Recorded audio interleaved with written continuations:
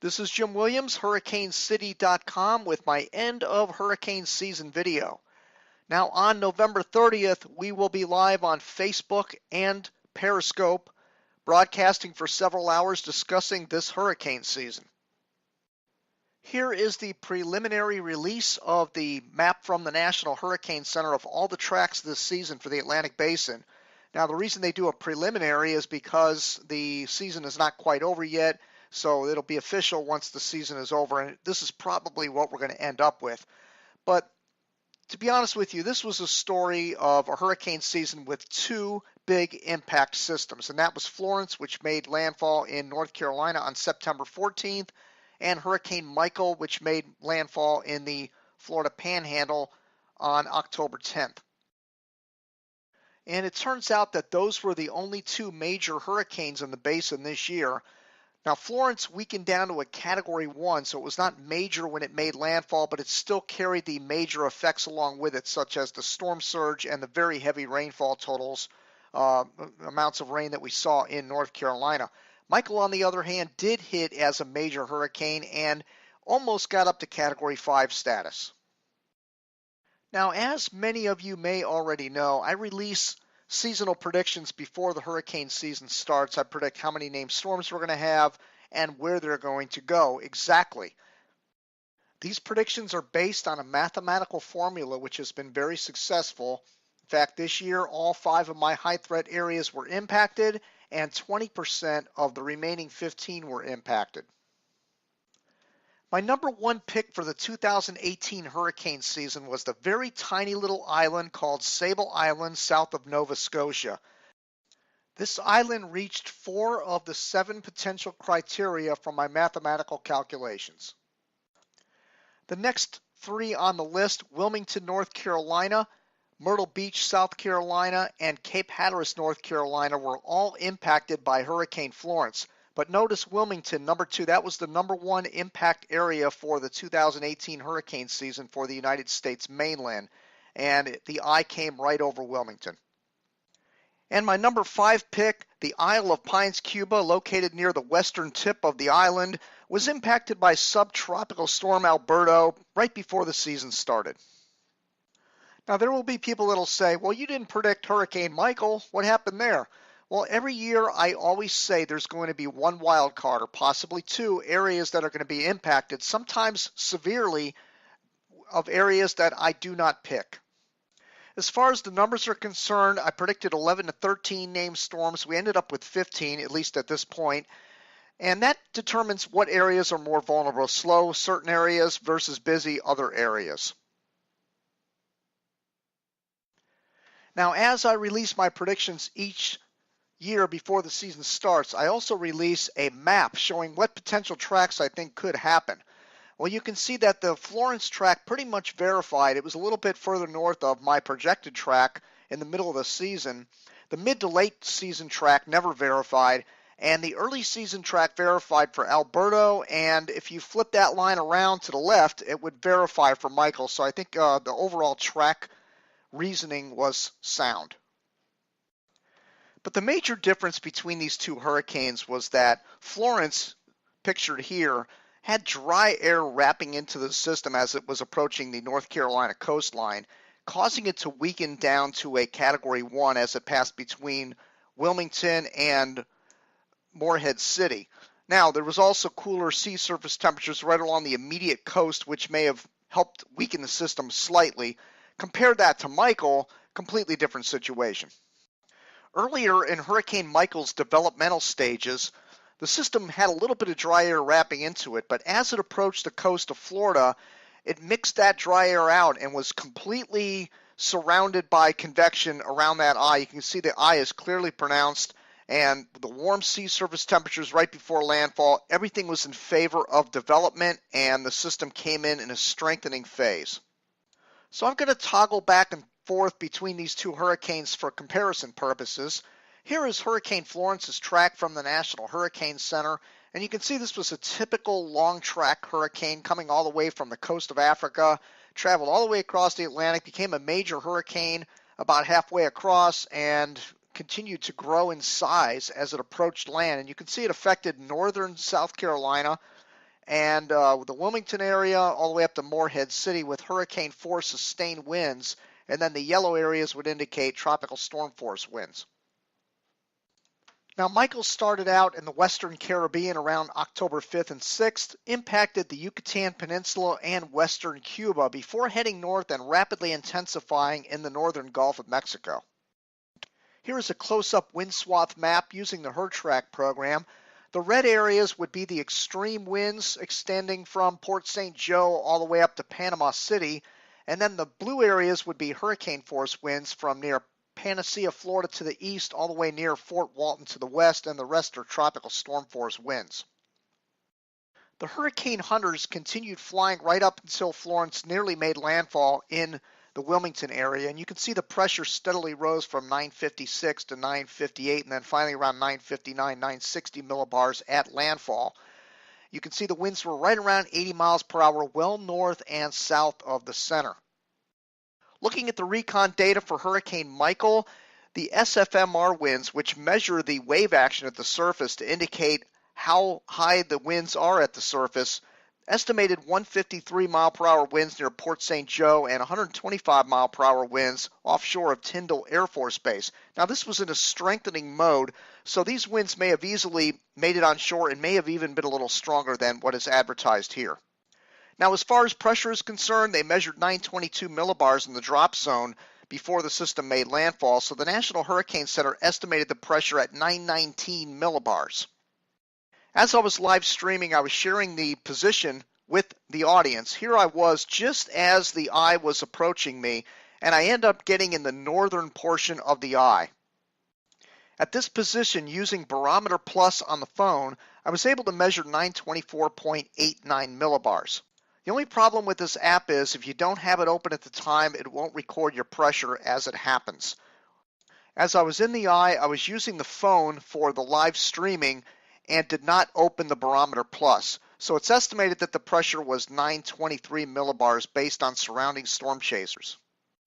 I've had quite a bit of questions regarding the Barometer app on the phone. It is legitimate. The later versions of the iPhone and the iPad have a sensor built into the phone to measure barometric pressure. It is also calibrated using your elevation. Since I got back from Hurricane Michael, I've tested this app extensively, and it is fairly accurate compared to my other weather measuring instruments. Here is the worksheet for Hurricane Florence as it was moving onshore North Carolina. The eye was 25 miles wide and the eye wall was 12 miles thick. So there was quite a wide area that was impacted on the north and south side of the eye.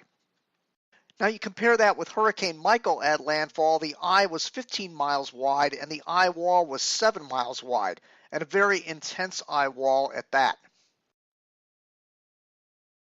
Another big difference between these two hurricanes was the forward speed. Florence was creeping along the coast, slowly moving inland at only 6 miles per hour, dumping tremendous amounts of rain, up to almost 40 inches in some isolated locations. Now, Michael was not only strengthening while heading in, but it was moving at a much faster forward speed at 14 miles per hour as it plowed into the Mexico Beach and Panama City area. Some of these measurements of storm surge were up to 19 feet, causing devastation in Mexico Beach. It's difficult to know exactly how many people died in either of these hurricanes, but the difference between the two is how people died. In the Florence situation, it was a flooding event.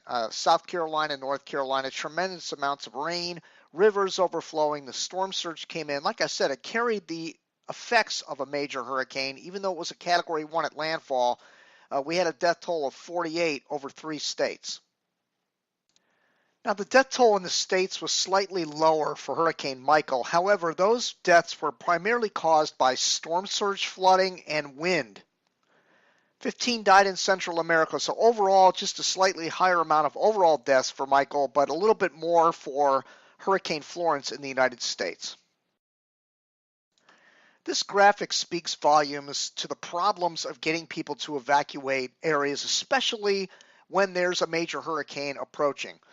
In the Hurricane Michael situation, it was a rapid intensification process, And a lot of people may have been caught off guard expecting maybe a Category 2, Category 3, but there was still about 24 hours notice that we were going to have a major hurricane impacting these areas like Mexico Beach and Panama City.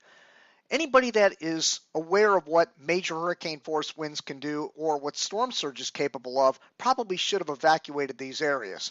In the Florence situation, similar case, we had a major hurricane approaching. A lot of people evacuated, but then came back figuring, well, it's just a Category 1 or 2, ignoring the fact that there's a rich hurricane history of hurricanes in North Carolina causing massive amounts of flooding, especially in a lot of the rivers and canals and the beach areas that are subjective to storm surge. Now, this brings me to my next point about media coming out of the impacted areas.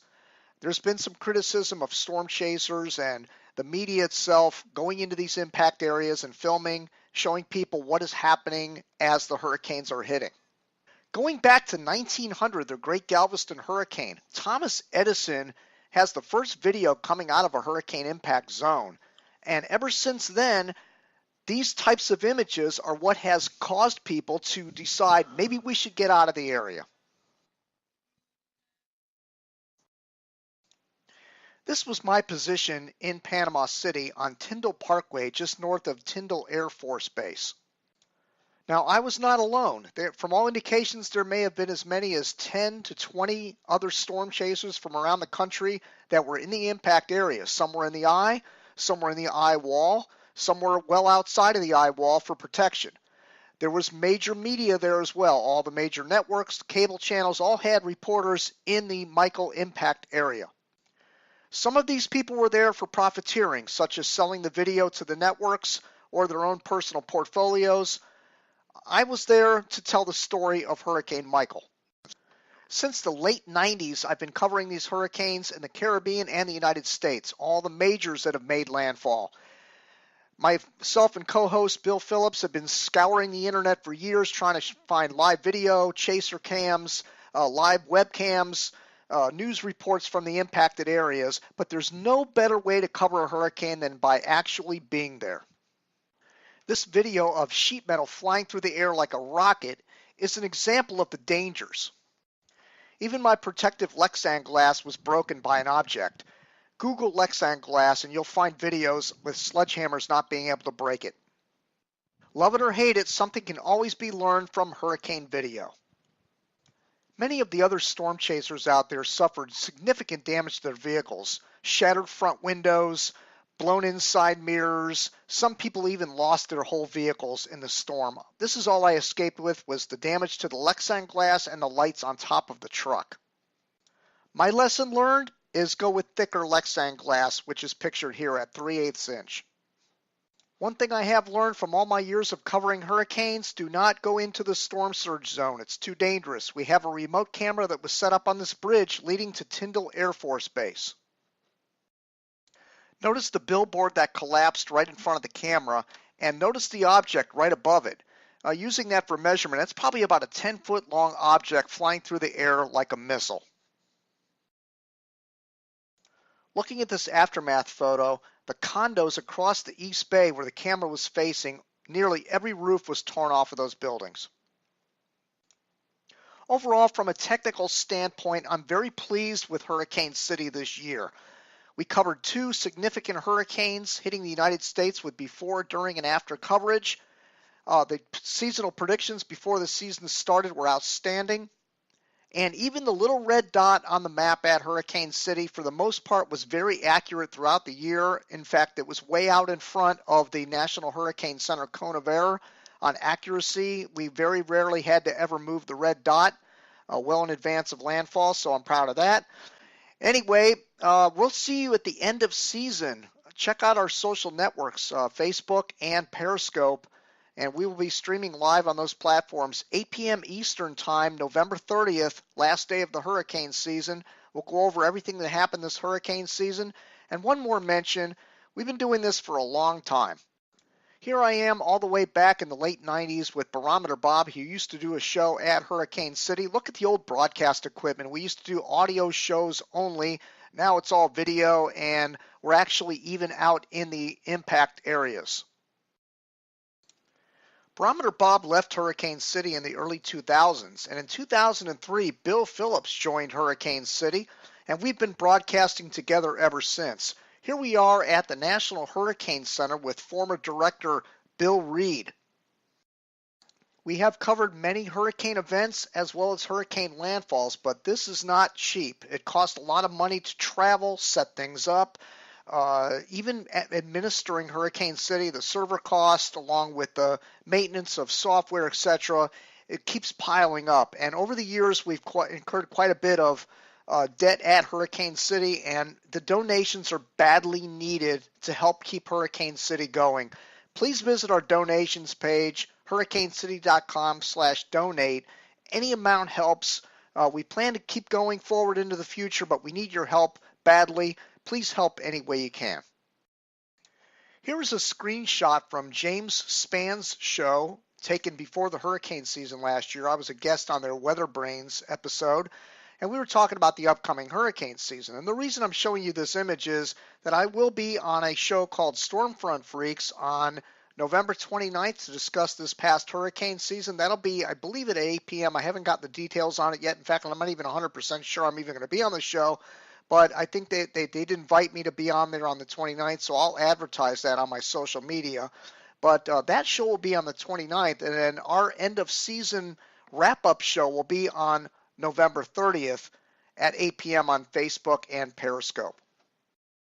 On a final note, I want to thank all of the people that have helped with Hurricane City over the years, especially Chris Hollis, who is in the Tampa area. He runs tropicalatlantic.com and canetalk.com. He helps with a lot of the stuff behind the scenes at Hurricane City, the best performing models, the recon data, the best track data. Tremendous individual to have on board Hurricane City helping out. Please visit tropicalatlantic.com. Also want to thank Bill Phillips, my co-host, for all the broadcasting this year and for all the previous years, and all of you viewers and listeners out there and people on social network that have been passing the Hurricane City links around. Deeply appreciate it. We'll see you on November 30th for the end of season broadcast and on June 1st, 2019 to kick off the Atlantic hurricane season. I'm Jim Williams. Thank you for watching.